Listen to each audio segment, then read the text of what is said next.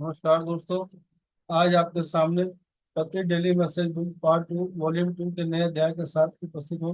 आइए दोस्तों, इंग्लिश के वर्ड को ध्यान से सुनते हैं, हिंदी के अर्थ आपके साथ शेयर करूंगा।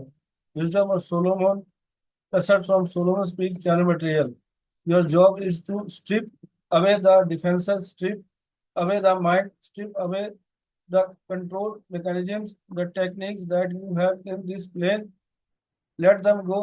Let them be a part of an exterior that has nothing to do with you and present that soul. It will automatically work. That energy is the common universal language of the cosmos.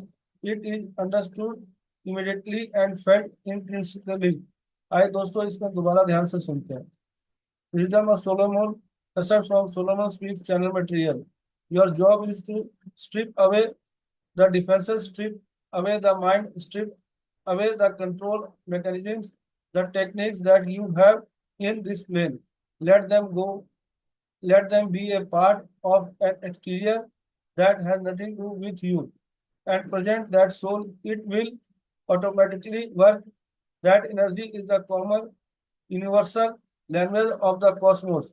It is understood immediately and felt intrinsically. आइए दोस्तों, इसके हिंदी के अर्थ को बड़े ध्यान से सुनते हैं और समझते हैं।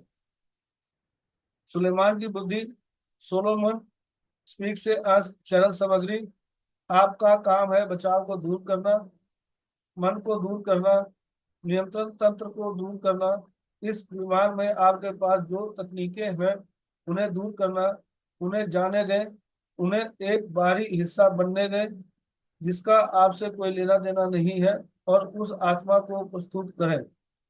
यह अपने आप काम करेगा।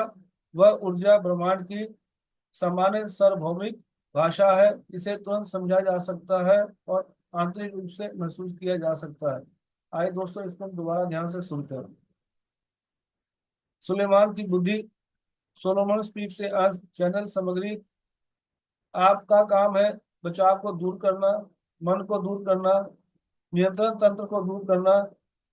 इस विमान में आपके पास जो तकनीकें हैं उन्हें दूर करना, उन्हें जाने दें, उन्हें एक बाहरी हिस्सा बनने दें जिससे आपका कोई लेना देना नहीं है।